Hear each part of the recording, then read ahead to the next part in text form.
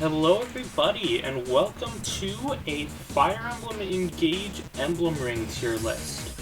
So, Fire Emblem Engage is a game that I've had quite a bit of fun with. I've done 2 playthroughs of the game. One on hard mode with the DLC, and then one on maddening mode without the DLC. And we're going to be ranking all of the emblem rings based on how much they help you, mainly while equipped, right? So there's a couple other ways that we're going to be factoring in the rankings as well, such as their availability, like how often you actually get to use them, as well as their inheritable skills, like what skills are actually good on them to inherit. And But the main thing we're going to be ranking them on is, okay, how good are they at helping you in combat when equipped? Or with utility, because a lot of the emblems are very utility focused as well. We're going to be ranking all of the DLC ones as well. And while ranking the non-DLC emblems, like the base game ones, I'm going to assume that you're playing without DLC.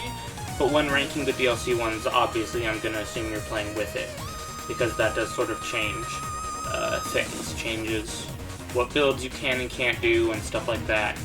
And I also have our handy-dandy friend Serenus Forest pulled up on the side to help out, because it just allows me to look at emblems, stats, and abilities just on the fly. Before we get into it, let's look at the tiers. SS is for the top 5 emblems in the game. S tier is for fantastic emblems that are not quite in the top 5, but at the very least are still super good. A tier is for great emblems that maybe aren't quite S tier, but are still very good. B tier is for solid emblems that, give good stats, or maybe, a couple of solid abilities, but not as great to be in the upper parts of the tiers. And then there is no worse tier than B, because at worst, the emblems are just stat backpacks with a couple of niche skills, right? And that's still good. And then there's untiered, which is just for ones that we're not going to be ranking, either because they don't count as emblem rings, or because they, I don't have enough experience with the emblem to really give an opinion. So the Claude and the Olwen ring are on here because they're like the best bond rings, but we're not going to be ranking these. I don't count them. And then the only other untiered one is going to be Veronica. Veronica is the only DLC emblem that I have not used. I didn't use her in my hard mode playthrough, and then I didn't use any of the DLC in my maddening playthrough. I'd imagine she'd be quite good. I've heard good things about her from people who have used her, but since I haven't really played around with her, I haven't really gotten a chance to see how good she is for myself. So now that we've got the untiered ones out of the way, let's go ahead and start with our boy Marth. So the biggest thing in my mind, the biggest con of Marth is his availability. He is not available for very long at all. You get him from chapters 1 through 10, but on 1, 2, and 3, he is only on Aleer. So he's available on everyone else from chapters 4 to 10, and then does not come back until the end of chapter 22. And then I think even then, the chapter that he comes back, he's like stuck to Aleer again. So, yeah, Marth, that's sort of his biggest problem. With that being said, when he is available, he is quite good. You'll notice his stat bonuses are strength, dex, and speed, which is a great stat combination for physical units. And his engage skills and engage attacks are quite useful. Most notably, Divine Speed, just getting an extra attack at 50% power is great. As is Lodestar Rush, especially on a dragon unit, or even a backup unit, is a great player phase sort of delete button in the early game, and even in the late game as well, with really strong, like, forged swords. He's really good on Alear, obviously, but also the Mercurius, which is his level 10 engage weapon, is really good because it gives double experience, so really good in the early game on units who you want to power level. And it's also just a pretty strong sword in general. Rapier can be quite useful early game as well.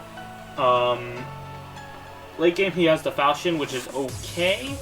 It'd be better if it was effective against Corrupted or like Fell Dragon in addition to Dragon, but it's not. So, you know, Falchion isn't as good as you'd hope, but Marth's still quite strong when equipped. As far as inheritable abilities go, he gives you Perceptive, which is whatever, Sword Agility, which is whatever. You can't inherit Divine Speed, unfortunately. You can inherit Break Defenses, which Break Defenses is actually pretty nice because it stats with Divine Speed. And you can inherit it on someone like, say, a Martial Master, and that's really nice. You know, inherit it on like Fram or someone. So there's definitely perks. The only other thing that you can inherit from him really is the Avoid Plus abilities, Avoid plus 10 to plus 30. And those can be good. Dodge tanking does have its place in Engage. I almost said Awakening. I've been playing too many different FE games at once. But yeah, Marth, overall, his inheritable stuff ranges from whatever to like pretty decent, and his availability is bad. But in terms of stat bonuses and like engage skills, engage attack, engage weapon, all that, all the stuff that he gives you when actually equipped, he's quite good. So I think that all sort of balances him out to being about A tier. Probably like middle of A by the time this list sort of sorts itself out. But we'll see. He's definitely good when equipped, it's just how often are you actually going to be able to equip him is the question. And the answer is not too often. If he was more available, I think he'd be an easy S, but he's not. Next we move on to Sigurd. So, it's kind of funny. I think mainly before the game came out, right, when it was being teased and we got the trailers and the gameplay explanations of the different emblems, there were 3 emblems that a lot of people were really excited for and thought would be really good. And those were Sigurd, Celica, and Violet. Sigurd because of the high movement, you know, Celica because of Warp Ragnarok, and then Violet because of the Goddess Dance. And does Sigurd live up to... Oop.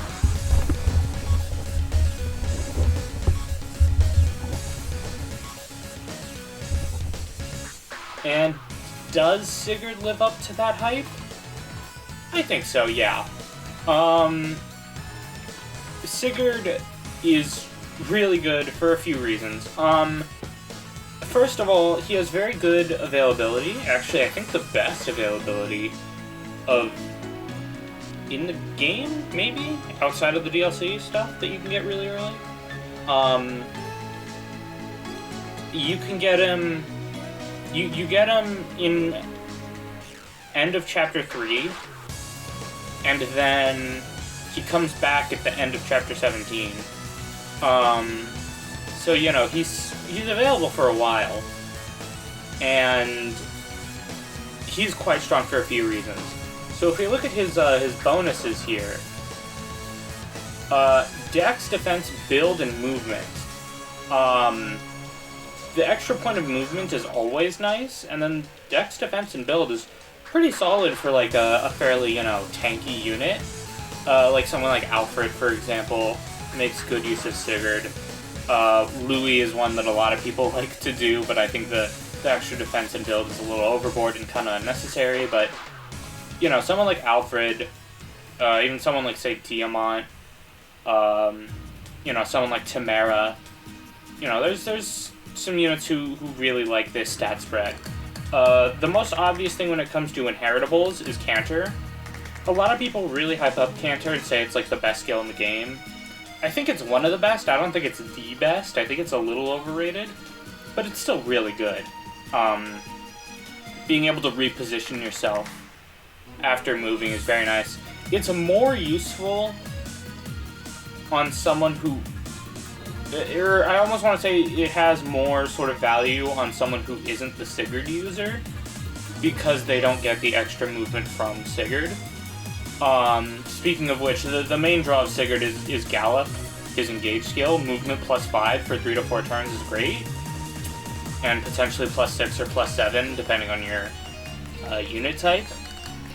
But Override is also a really good Engage attack. There's so many moments throughout a playthrough where you can make really good use of Override, where there's just a line of foes, though I do prefer another Engage attack that attacks a line of foes, which we'll get to later. But Override's still really good. Other than that, you have the Hit Plus abilities, Hit Plus 10 all the way to Hit Plus 30, which are, again, kind of situational.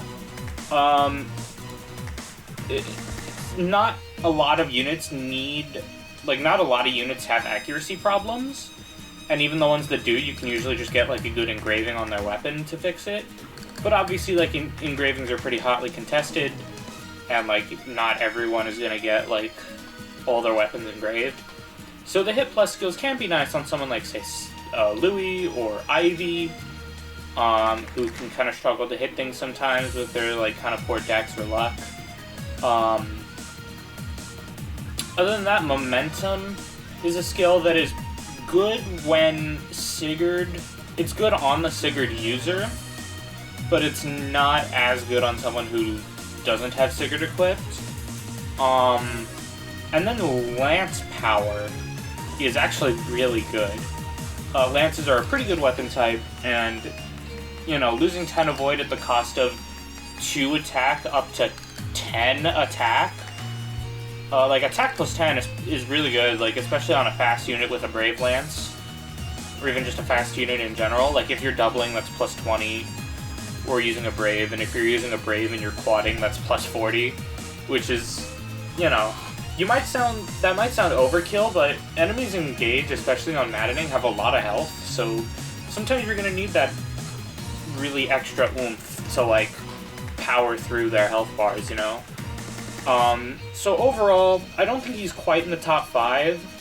I'd say I'd probably rank him as number 7 overall. But we'll get to that later. But he's definitely very good, right? High S tier, for sure. Sigurd is great. Absolutely lives up to the hype that he got pre-release. Celica. Celica is gonna be our first B tier. She's not bad. There's a reason B tier is labeled as good.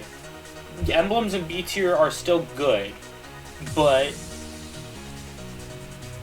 I don't think she quite lives up to the hype that she got pre-release. Simply because Warp Ragnarok isn't as good as you might hope, for a couple reasons. One, it can't double, so unless you have, like, super high magic, you're probably not one-shotting guys. And some people thought, oh, well, it'd be really good for boss killing, right? The thing is, almost every boss in this game has multiple health bars. Now, Warp Ragnarok is still useful, right? Being able to warp yourself anywhere you want and attack while doing it, that's still good, right? Like, don't get me wrong, it's useful. But the fact of the matter is, the Ragnarok just isn't as strong as you'd like it to be. And, other than that, what does she have going for her? Right? What does she have going for her outside of Warp Ragnarok? Well, if we look at her page, here on good old Serenus Forest, this is an interesting stat spread, Strength, Magic, Res. I will say, I think she's a bit more valuable without DLC than she is with DLC. Because with DLC, you get quite a few emblems who are really magic friendly. In particular, Soren and Chrom. Whereas outside of DLC, you don't have nearly as many emblems that are friendly to magic units. And Celica is one of the few, you know, she has +5 magic here, as you can see, at max level, which is really good. And in terms of inheritable, she also gives magic plus, +2 all the way up to +5, which is expensive, but arguably worth it. Especially because mages are quite strong in this game. Like Ivy or Pandreo, right?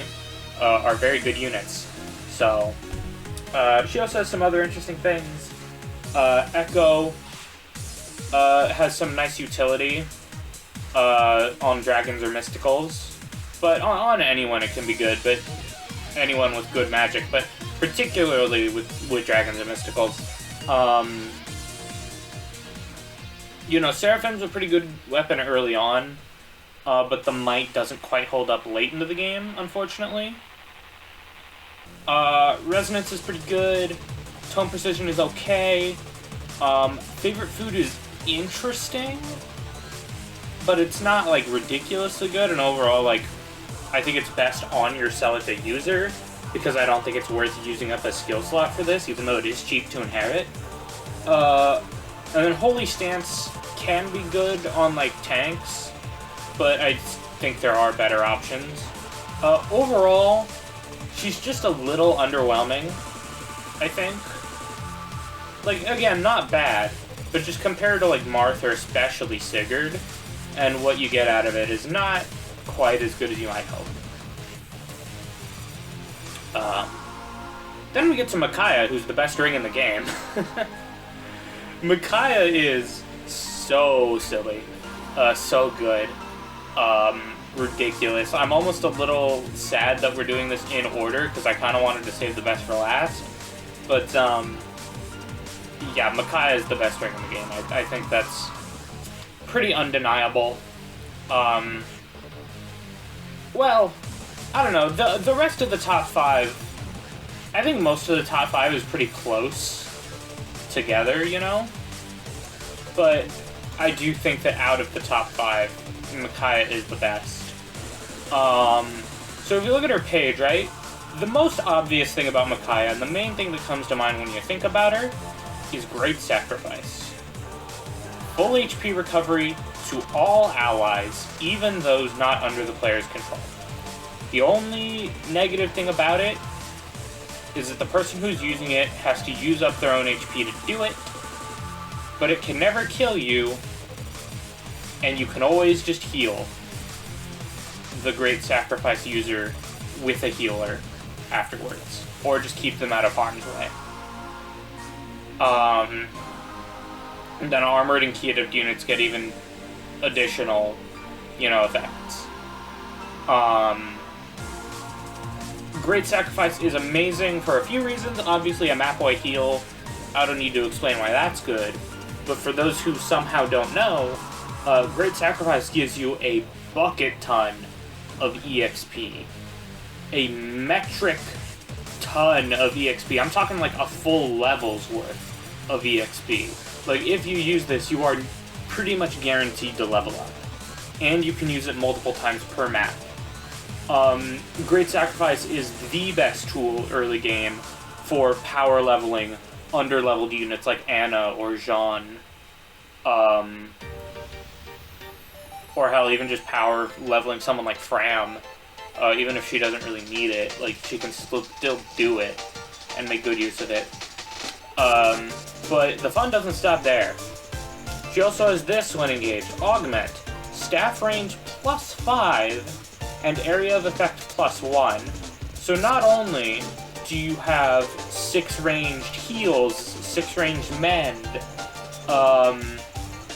like 10, 11 range physic, you know, huge range on warp and rescue, but also area of effect +1. What that means is, instead of affecting just one person, stuff like heal and mend and warp and rescue and physic can affect everyone next to the person you're targeting. So that means you can heal or warp or rescue up to 5 people at once, which is just ridiculous for all sorts of stuff, for positioning, for casual play, for boss like killing, for skipping levels, like for low turn count playthroughs. It's amazing. And what's nice also is because of Cleric, and also the upgraded versions of Cleric, your Micaiah user can make use of Great Sacrifice and Augment regardless of what class they're in, even in a class that doesn't use staffs to begin with. And that's really good. In terms of inheritables and stats, she is pretty magic friendly. Magic, res, and luck is a good stat spread for mages. And in terms of inheritables, you know, resistance plus is okay. Staff mastery is actually quite good on your staff users, like Hortensia, for example, loves to get staff mastery. And then you've got out of the engage weapons, the only really notable one I think is Nosferatu. I'm sure there are some offensive Micaiah builds you can do with, like, you know, Holdout and Vantage and Nosferatu. I'm sure there's stuff you could do with that, but yeah. It's mainly just, like, she's pure utility for the most part. Like, outside of potential, you know, Nosferatu-focused builds, she's pure utility, but she is amazing utility. Like, the only thing she doesn't do is let you dance, pretty much. Like, that's the only thing she doesn't do. And even then, like, AoE warping and rescuing and healing and all that is amazing. Yeah, Micaiah's fantastic. Then we get to Roy. Roy, when the game first came out, I think a lot of people were pretty down on Roy. A lot of people thought he wasn't very good. But I think now that the game has been out for a little bit, and people have sort of, you know, been thinking about the game more, been experimenting with it a bit more, I think people realize Roy is pretty goddamn good. I don't think he's as good as Sigurd, but I think he's better than Marth. I'm going to put him low S tier. Roy, the first thing you'll notice about Roy is that his stat spread is very good. Plus 10 HP, plus 6 strength, plus 3 res. The res is kind of whatever, but the HP and the strength, those are huge bonuses. These are really nice bonuses. Even at, like, level 10, he's still giving, like, 7 HP, 3 strength, 2 res. Like, that's still good. In terms of inheritables, I think the strength plus abilities are generally outclassed by the power abilities, like sword, lance, and axe power. But, you know, sword strength plus still has its uses. Holdout is one of the standout inheritables from him as well. If you have a certain amount of HP or more at the start of the combat, you will guaranteed survive with at least 1 HP. And, like, the fully upgraded version of this is straight up, if you have more than 1 HP, you are invincible. Which is ridiculously good on, like, tanking builds. Or builds where you want to set up for, like, Vantage Wrath stuff. Other than that, he has some other really good stuff. Rise Above is a really good engage skill. Just getting level plus 5 is really good. From what I understand, the way that it calculates Rise Above is that it takes your growths and the way that they work on fixed growth mode, and it basically goes, okay, let's say you have a 60% speed growth. Rise Above grants you 5 levels. With a 60% speed growth, you're getting 3 speed every 5 levels. Therefore, Rise Above grants you plus 3 speed, and it does that for all your stats. And then if you're a dragon, you get 6 levels, so like a Leer works really well with Roy. If you're a cavalry, you get plus 1 move, which is nice. Blazing Lion is a pretty good engage attack, especially if you're a dragon or a mystical.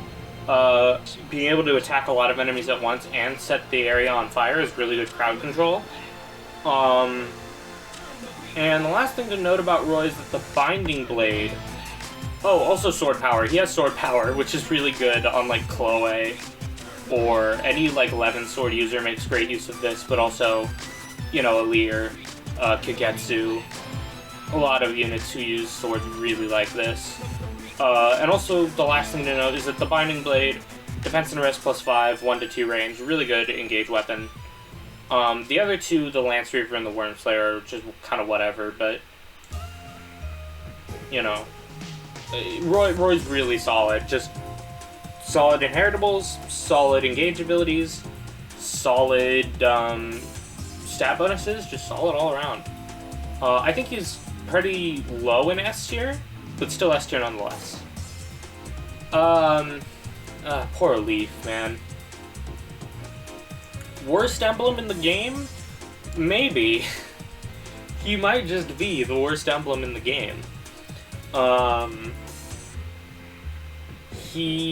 Okay. So let's start with the positives, right? Let's start with the good things about Leaf.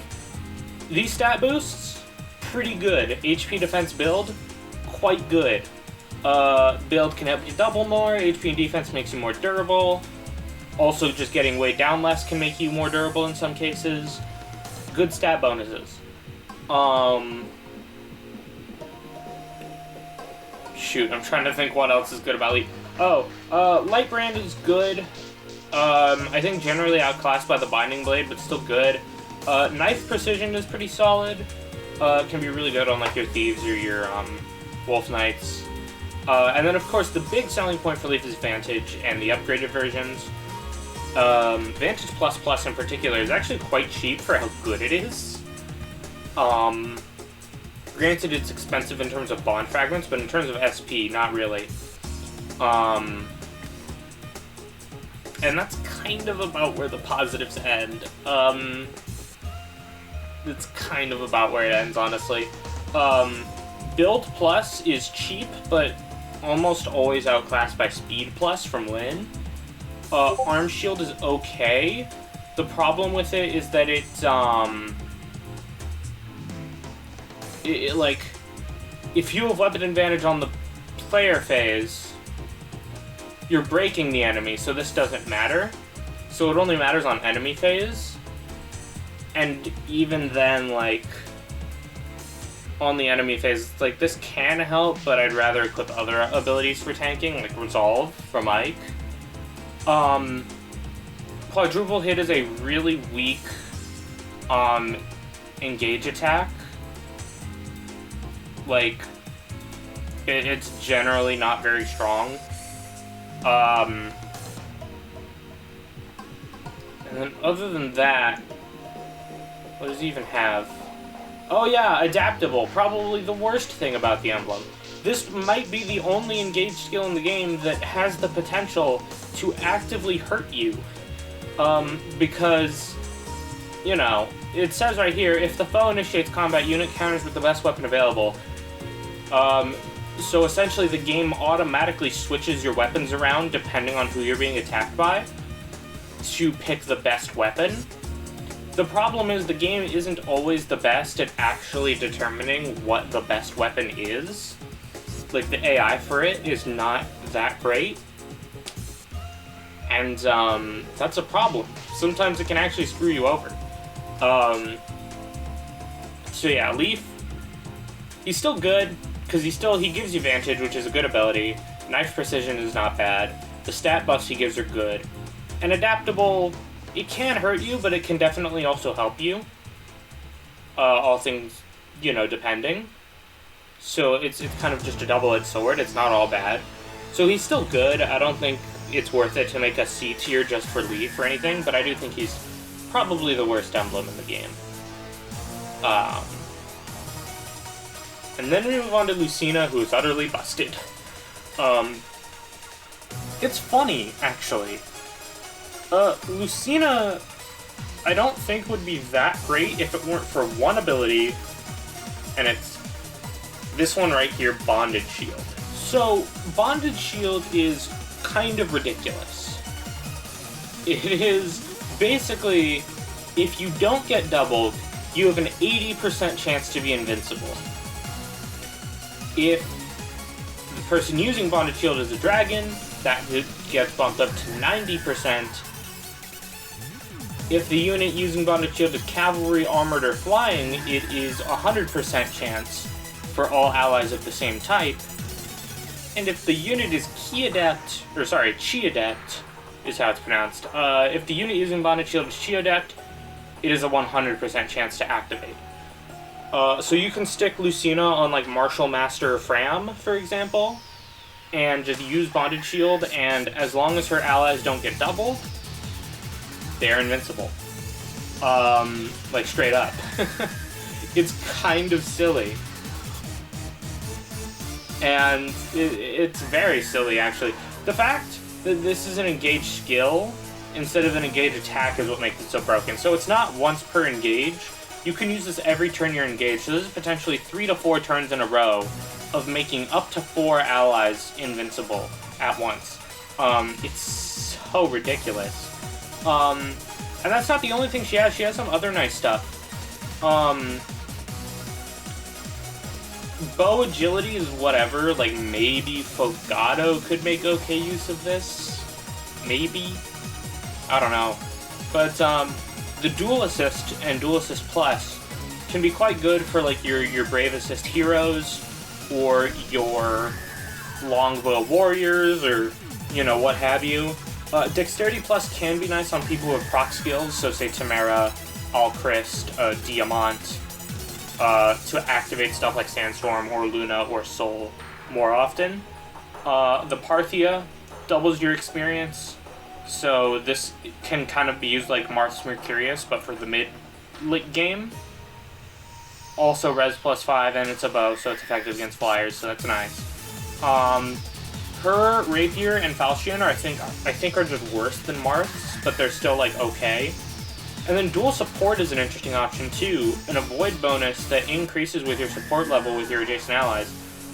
So this synergizes really well with Bonded Shield, actually. Because let's say you have Fram, who's using Bonded Shield. You know, she's a Chi Adept, so it has a 100% trigger rate. You know, and you stack Avoid on her, like Avoid Plus from Marth, and then Dual Support. She can have super high Avoid, so the enemies prioritize hitting your invincible allies instead. So yeah, Lucina has quite a bit going for her. Also, these bonuses are not bad. Dexterity and Luck help out hit rates. Speed and Luck helps out Avoid rates. Speed helps out doubling. So overall, this is a pretty decent stat spread. Overall, Lucina, easily a top 5 emblem in the game. She's so silly. So silly. And then we get to Lyn. So Lyn, I think some people might put on, like, top 5. And I'm not quite there with those people. Like, don't get me wrong, I think Lyn is good. Very, very good. I'm actually going to put her above Sigurd in the S tier. Don't think she's quite top 5. Lyn's biggest thing is she's all about the speed. And speed, easily the most important stat of Fire Emblem outside of movement.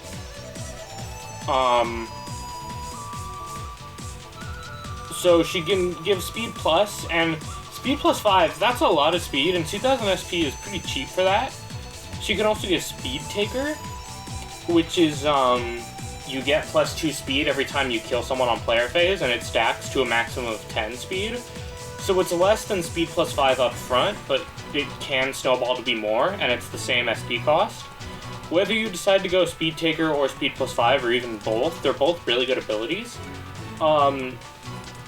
And she gives plus 5 speed when equipped. She also has Alacrity, which is, if you have a bunch of speed more than your opponent, your attack becomes Brave. And then the fully upgraded version is just if you double, your attack is Brave. Which is pretty ridiculous. And then she has Call Doubles, which is, you call 4 clones of yourself that can make chain attacks. The main draw of this is that the doubles have 1 HP, so they are prioritized to be attacked by the AI.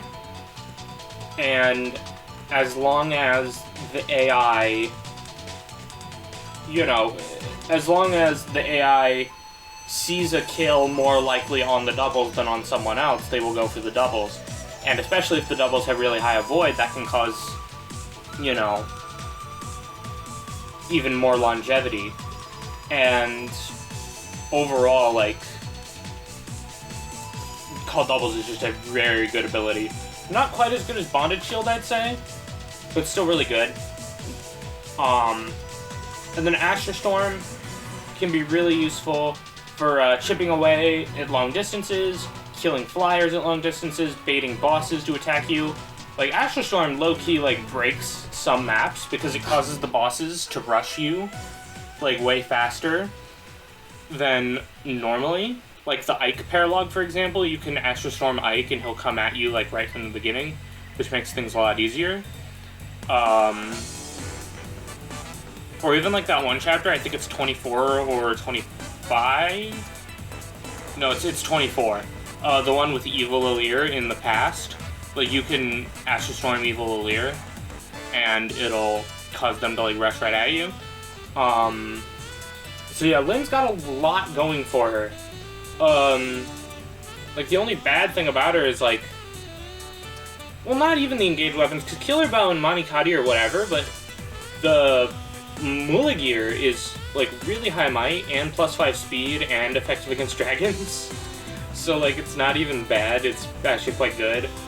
So yeah, Lynn, overall, I don't think is quite in the top 5. I don't think she has anything, like, ridiculous, like Micaiah or Lucina that puts her there, but still very, very strong. Then we get to Ike. Ike is basically just ultimate tank emblem. Pretty much everything he gives you is centered around the idea of, like, he just helps you tank better. And that's pretty good. I'm gonna put him above Marth in A tier. So here's what he gives you. He gives you HP, strength, and defense, which already, that's a pretty good lineup. That's actually a really good lineup of stats. He gives you defense plus and resolve, which are both really good abilities to inherit for tanking, especially resolve. Resolve plus in particular is only 2000 SP, which isn't a ton, and it's defense and res +7 when active, so it's really good. He gives axe power, which is really good offensively. Like, you can stack some ridiculous damage with this. His engaged weapons are pretty good. The hammer's whatever, but Irvin and especially Ragnall are quite good. And then, of course, the main draws when engaged are Lagu Friend, which is, you take 50% less damage, but your avoid is set to 0. But if you have Ike equipped and you have this active, chances are you're not taking much at all, so avoid being set to 0 is not a problem. And then you have Great Ether as well.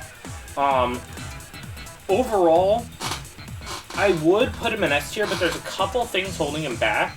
He's, like, top of A tier, I think. But, like him and Roy, I think, are pretty comparable. The thing that puts him lower is that if you're not interested in tanking, he doesn't really do too much for you. And also, there can be issues, because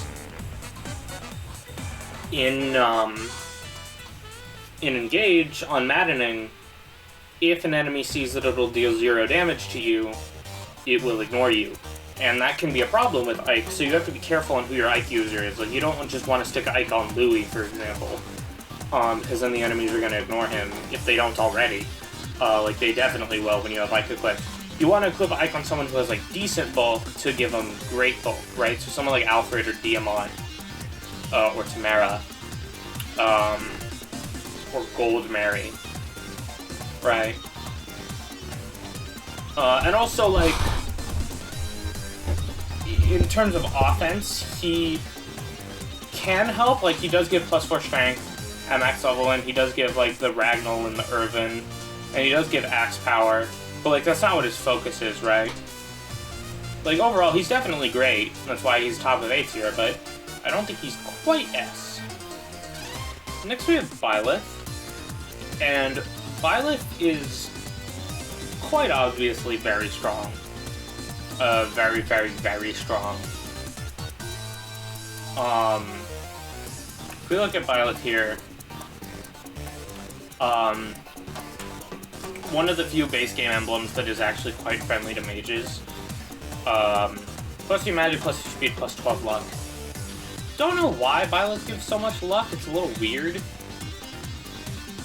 But the plus 3 magic and plus 2 speed is nice, and the Thyrsus is very, very nice. A lot of these engage weapons that he gives are actually very nice. The Sword of the Creator is very good.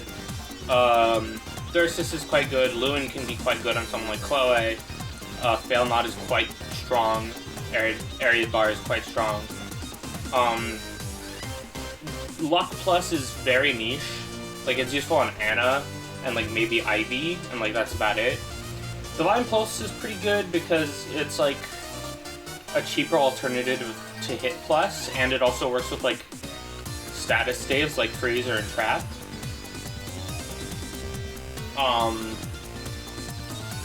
But the main draw, obviously, is Instruct and Goddess Dance. So, Goddess Dance is just 4-way dance, just like it is in Three Houses. And that's ridiculously strong, especially when combined with other things, like Seedall and Micaiah stuff. And then Instruct is just rallies.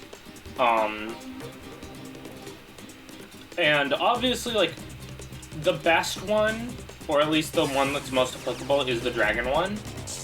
All stats plus 3. But then there's also, you know, some of these are pretty good, like, Covert giving plus 5 speed is really, really good. Cavalry giving plus 10 dex, that's like plus 20 hit, that's really good. Backups plus 4 strength, quite nice.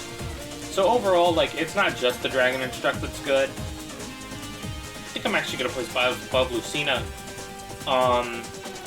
Because Lucina has Bonded Shield, and outside of that, she does have very nice stuff, but I think everything that Violet brings to the table is just a bit better.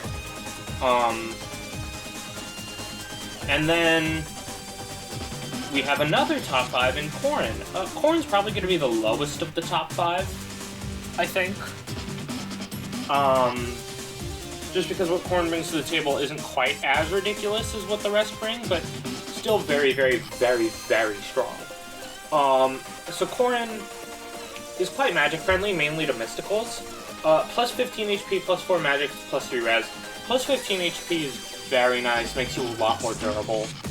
And then she gives HP plus, like plus 5 all the way to plus 15. Again, just really good on tanks, really good on someone like Alfred or Diamant. But also just on anyone who needs a little extra bulk to survive.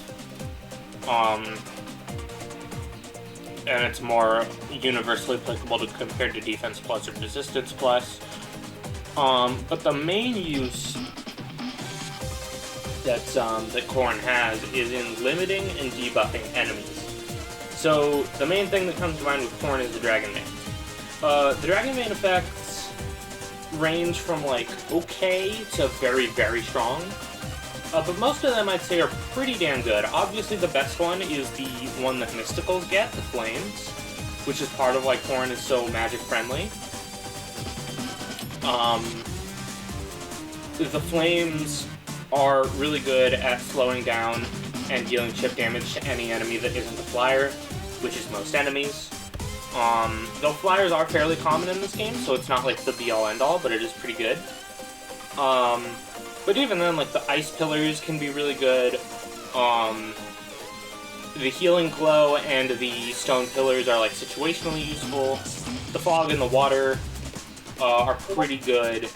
The only one that I'd say is, like, straight up not useful is the Armored ones.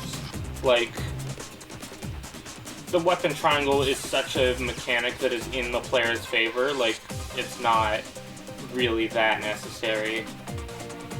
And then, of course, dragons get to choose any they like, which is very nice. But it doesn't stop there. Corrin also has Dreadful Aura, which is, if you hit an opponent, they get frozen for one turn, but so does everyone adjacent to them. This also stacks with Draconic Hex, which, if you initiate combat, you get -4 to all of the opponent's stats. Draconic Hex is also very nice to inherit on certain, like, units as well. And then Torrential Roar is the engage attack. It's sort of similar to Sigurd's Override, actually, where it attacks a line of enemies, 3 to 4, depending on your unit type.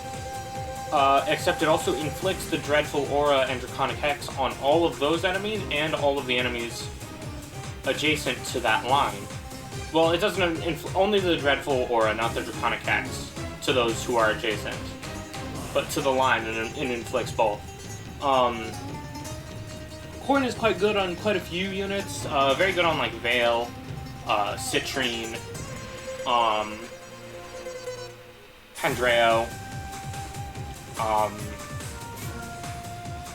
Fram,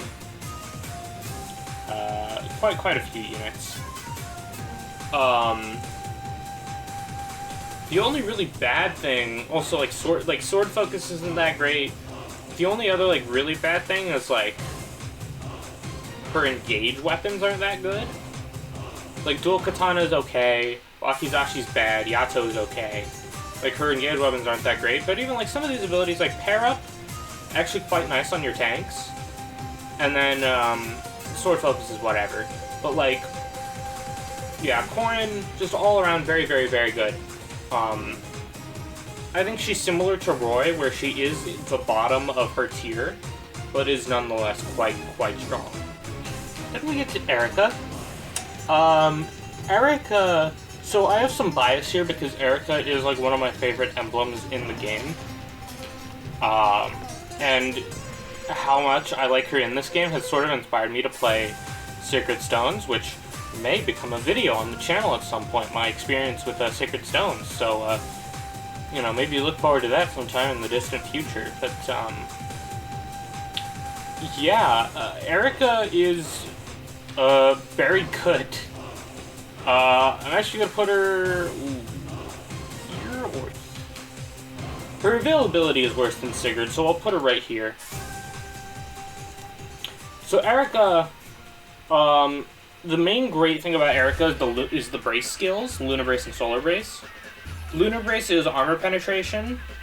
If you initiate combat with a physical attack, you deal extra damage, depending on the enemy's defense.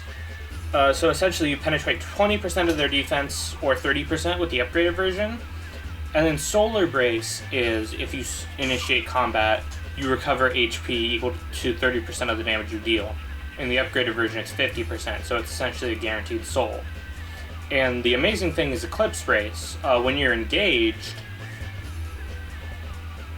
you get both lunar and solar. So you get the armor penetration and the HP recovery at once when engaged, which is fantastic. And you can inherit these skills too onto your non-Erica users.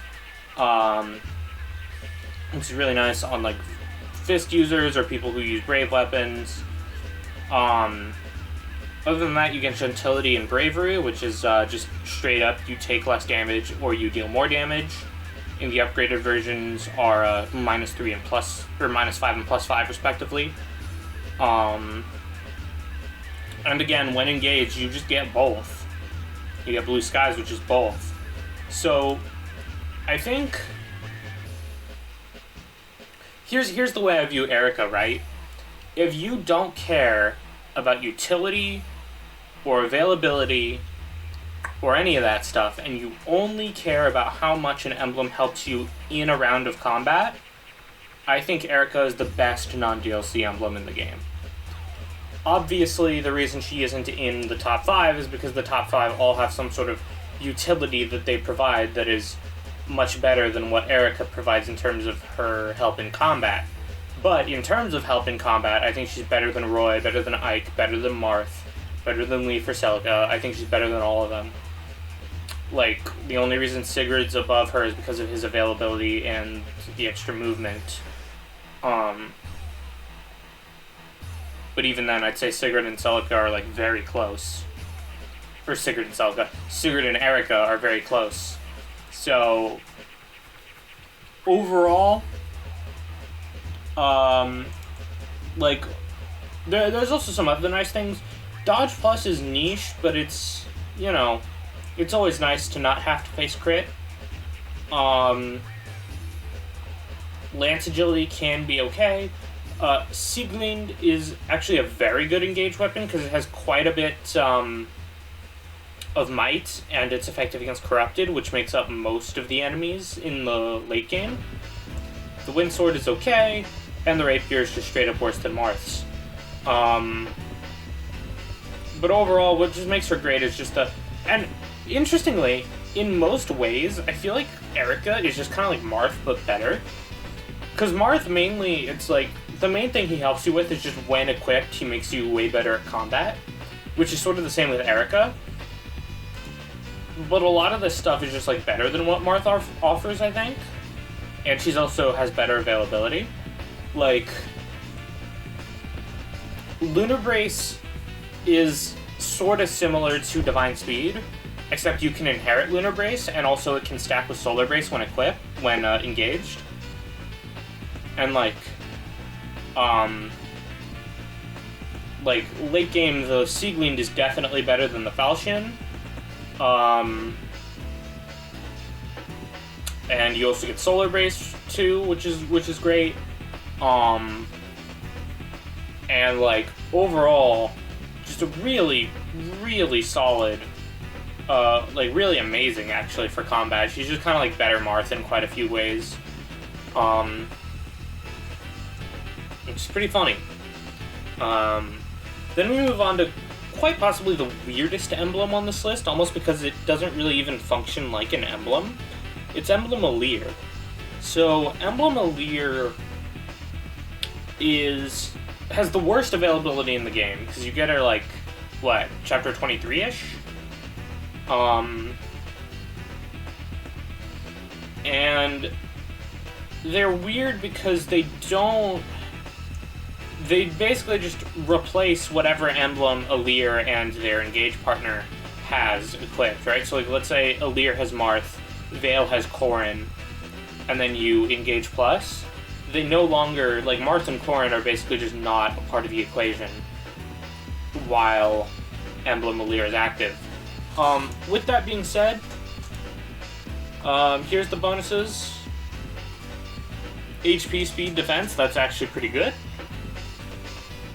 And a lot of these abilities are good. Like, Unit is effective Fell Dragon, allies within 2 spaces with effective Dragon gain effective Fell Dragon. Like, that's pretty good for, you know, the end game.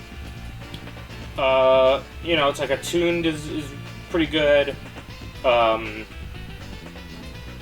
Dragon Blast is really strong. Same with Bond Blast. In terms of the Engage weapons, the standout is the level 21 that I'm not even going to try and pronounce. Yeah,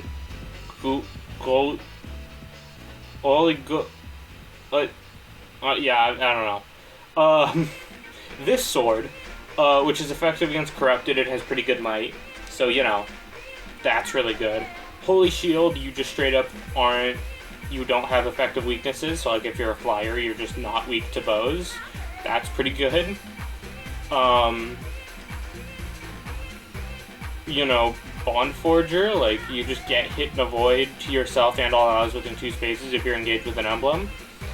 Like, a lot of these abilities are really good. And it's pretty easy to build multiple A supports with Alear. Like, it's pretty easy to do that over the course of a playthrough, like, by the time you get Emblem Alear. Overall, they're kind of in the same camp as Marth, where, bad availability, but really good when they are around, except their availability is even worse than Marth's, because they're not around for the early game. So I'd say bottom of 8s here is kind of fair, right? This is probably the hardest one for me to rank, because it's just so different in terms of its mechanics compared to the other emblems. But it's there. And then we get to the DLC. So Edelgard, I'm just going to use Edelgard to represent the Emblem of Rivals, and we're just going to put Dimitri and Claude here. But Edelgard represents all 3, just the whole bracelet. So Edelgard, Dimitri, and Claude, Emblem of Rivals. These are the bonuses. Strength, Dex, Defense. That's not bad. Other than that, you get some interesting tools. The most obvious one and the most ridiculous one is obviously Raging Storm. Yes, it costs 3 turns of your engage meter, but like, who cares? It's Raging Storm. It's ridiculous. You just dance yourself after hitting something. That's insane. Houses Unite is a pretty powerful engage attack, but what's really ridiculous is Houses Unite Plus, which just gives you a free Raging Storm as long as the Byleth user is adjacent. Which is just so silly. Like, why? Like, why is that a thing in the game that exists? I don't get it.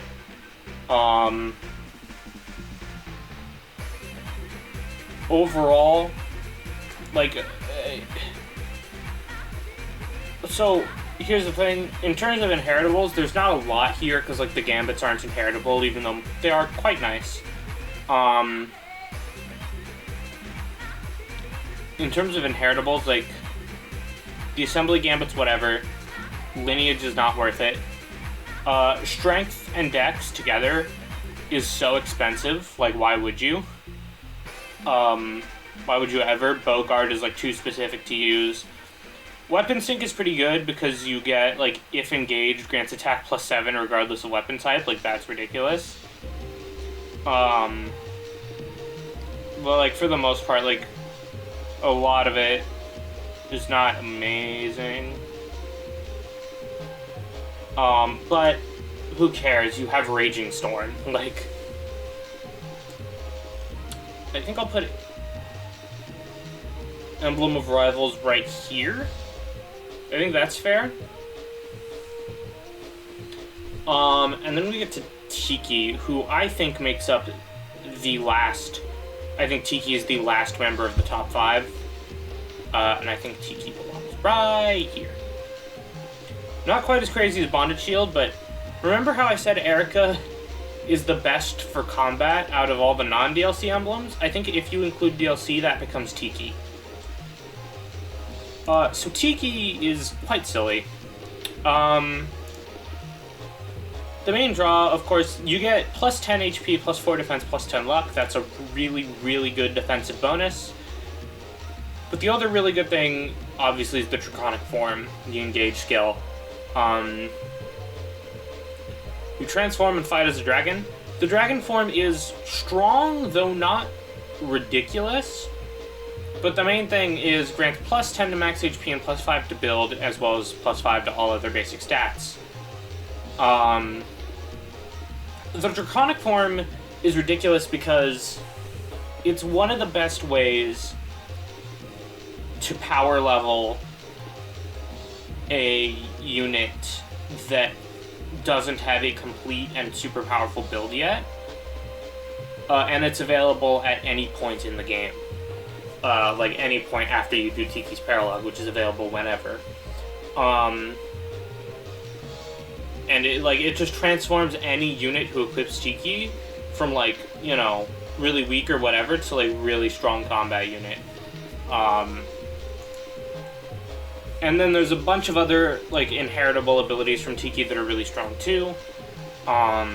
Star Sphere is ridiculous, especially on growth units like Ana or Jean. You know, even someone like Alir or maybe even Rosado. It's like 15% to all your growths is a lot, especially on fixed growths.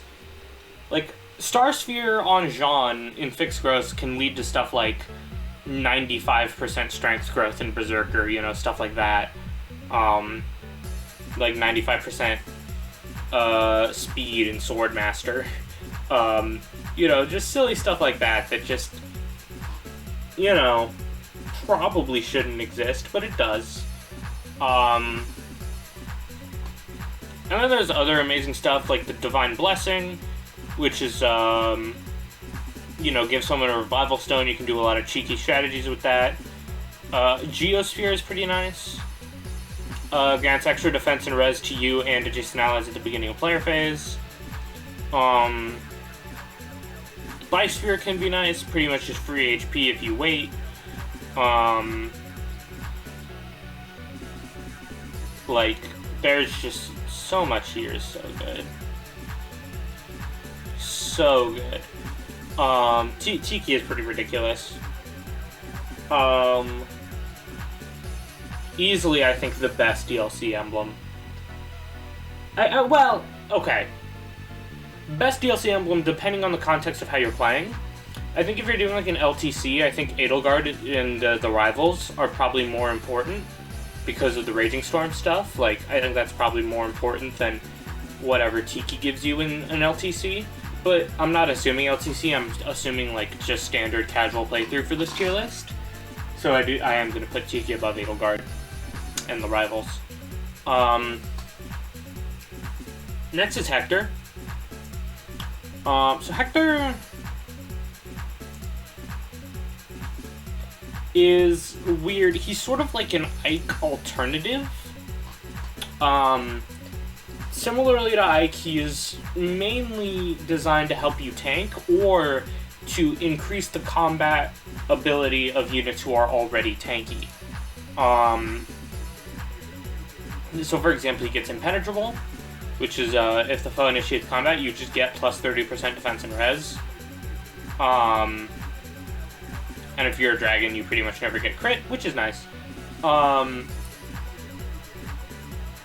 Quick Riposte is kind of like the main skill that he's associated with.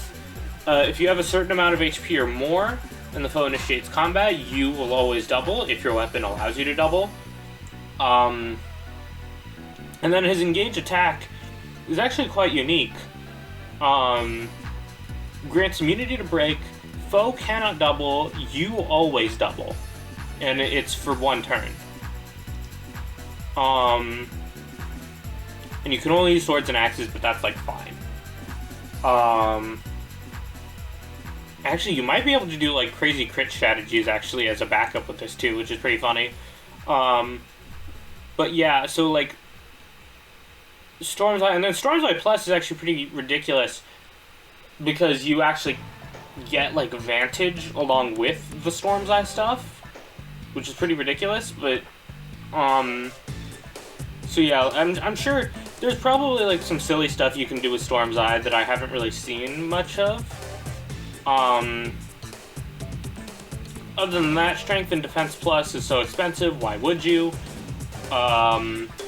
You know, Axe Guard is just too specific to really use, and the engaged weapons are kind of whatever. Like, you're not really going to use a magic user with Hector, so you're not going to use the Rune Sword. You know, the Armads is actually pretty good, but, you know, Wolffiel is okay. The main things are these three right here, Quick Riposte, Impenetrable, and Storm's Eye. Other than that, the stat boosts are actually really good. Strength Defense build. Similar to Ike. Except I think Ike gives HP instead of build. But either way, really good. I think I'm gonna put him top of B. I think he is good, but I think he's like similar to Ike, but a bit more specific. Yes, you can get Hector earlier, and he has better availability, but overall, I think he's just like... His toolkit is just a little too specific and a little too specialized, I think, for him to go any higher, but I still think he is quite good. I think he's better than Celica and Leaf for sure. I think he's going to be top of B tier. And, yeah, Hector, I think Hector is one that I'd have to, like, experiment around with a bit more in order to really see the potential of. But yeah, that's where Hector ends up. Then we move on to Soren. Soren is interesting. He's one of the emblems added in the DLC that is really focused on magic. In fact, he's the main magic emblem of the DLC. He gives magic, dexterity, and res, which is really nice. He has a couple of abilities that are of note. The main one is this one right here, the Engage skill Flare. When attacking with tomes, inflicts res minus 20% on foe, and unit recovers 50% of damage dealt. So you get a free soul effect on all your tome attacks, and you inflict a res debuff on enemies. The res debuff is even bigger if you're a mystical, but the really crazy one are Dragon and Chi Adept. With Dragon, your crit rate is doubled. This mainly matters on Vale, who has a tome that has like a good crit rate, and she has high magic. And then the Chi Adept one is ridiculous because that's a lot of HP recovery.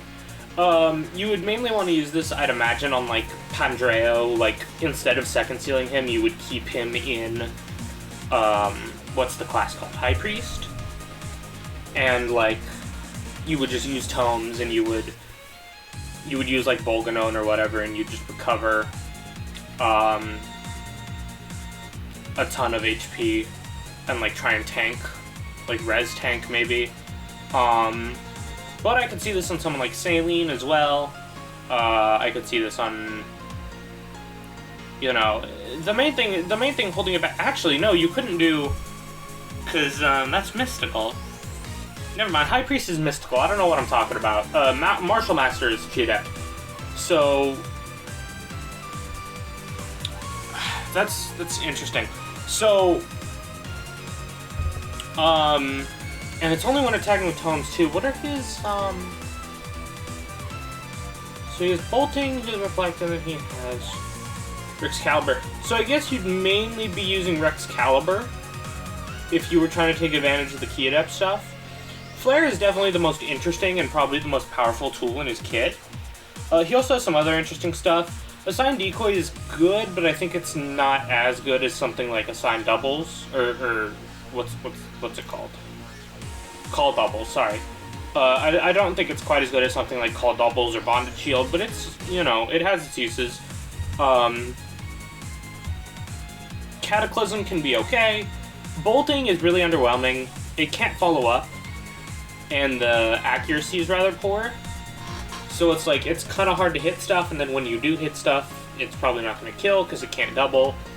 Magic and Res Plus is so expensive, why would you? Magic Guard. Magic Guard is, out of all the guard skills that the DLC offers, Magic Guard is probably the most, like, universally applicable. But it is just, like, worse Res Plus, right? I guess you could stack them, but why would you use up both of your slots just to res tank better? Like, that's not really necessary. Keen Insight is pretty good. Other than that, like, block recovery isn't that good. Like, if you're attacking someone who's already broken, you're probably killing them anyways.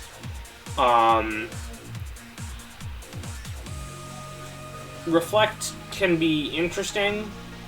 I know Excelblum did some funny thing with Reflect, I think with Clan, like on Chapter 19 or something like that, where he, like, spammed Reflect to SP grind, which is just very silly. But, that's a thing, apparently.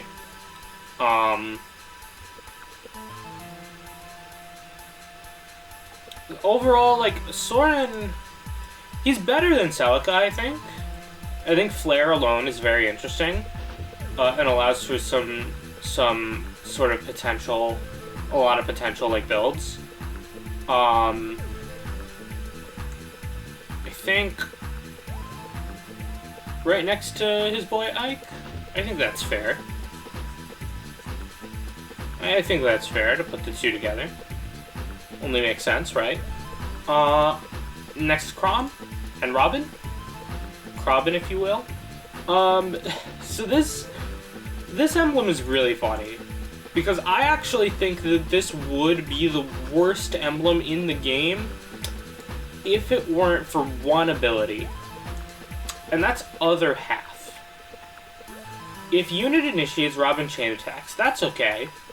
Grants magic plus 10 while engaged, that's a bit more than okay. That's actually kind of ridiculous. Plus 10 magic while engaged is a lot. You can use it on someone like your Citrine, or your Ivy, or your Saline, or your Pandreo, or just any magic user who needs like extra oomph, either to reach one-shot thresholds or to reach one-round thresholds with doubling. He also does give... Oh, he doesn't give magic. He gives strength, dex, speed. Well, that's interesting. That's very interesting, actually. And then outside of that, he really doesn't have much at all. Like, if unit initiates combat from terrain that provides an avoid bonus, foe cannot counterattack. That's really niche. Speed and Dex Plus is actually not that expensive, but like I'd still just buy Speed Plus by itself.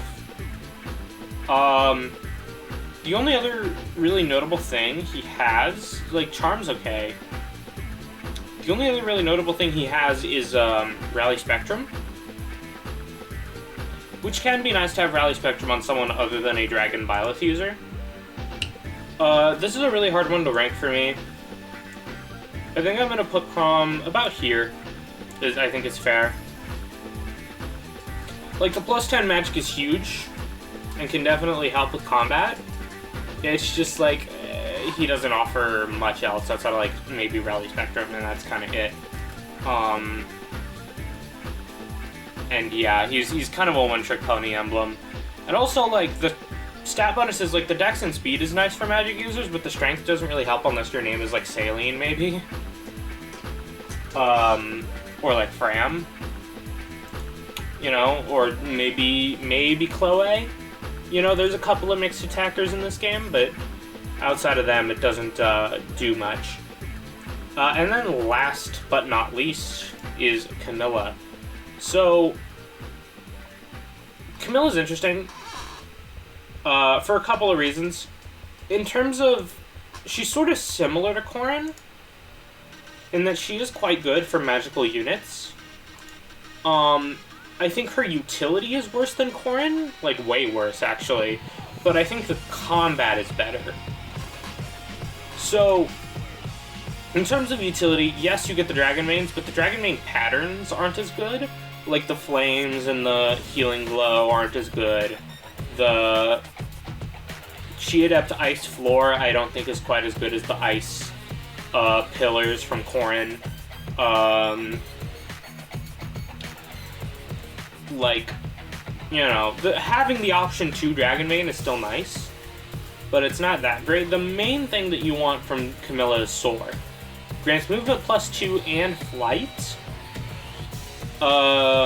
If you're flying, it grants move +3. If you're cavalry, it grants move +4. So, like, for example, on a Mage Knight, right? Like, let's say you have a Mage Knight Anna or Pandreo. They can potentially go from a 6 movement grounded unit to a 10 movement flying unit. And that's pretty huge.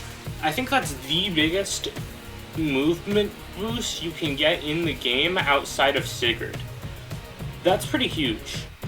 And it can allow your very powerful magical units to get around. And the reason I say magical is because she can work with physical, but more of her engaged weapons are magical than physical. And also, like, this stat spread of HP, speed, res, I think fits magic users a bit more.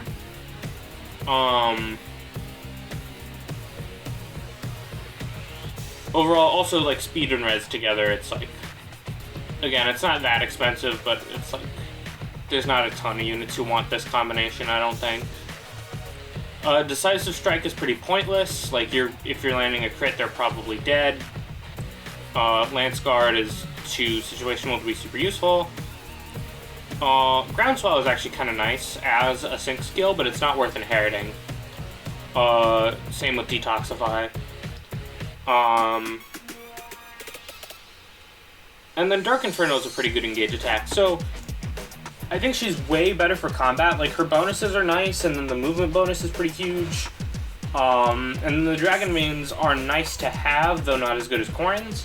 I think ultimately Camilla goes, like, here? Probably. I think that's a fair place. And yeah, that's gonna be the end of the tier list. So this is my ranking. I think this is ordered about correctly. Maybe you could argue, like, oh, Chrome's a little better than Marth, or, you know, Lucina's a little better than Byleth, or something like that. You know, Erica's a little better than Sigurd. You could argue a couple of these, but I think this is a good rough estimation. And yeah, I think Fire Emblem Engage is a really fun game, mainly because of the emblems. The emblems open up so much for builds and for, you know, stuff to do, and I think for the most part they're fairly well balanced. And I like using a lot of them. So hope you all enjoyed the video. Hope you guys stick around to enjoy even more. And hope you all have a nice day. Thank you for watching.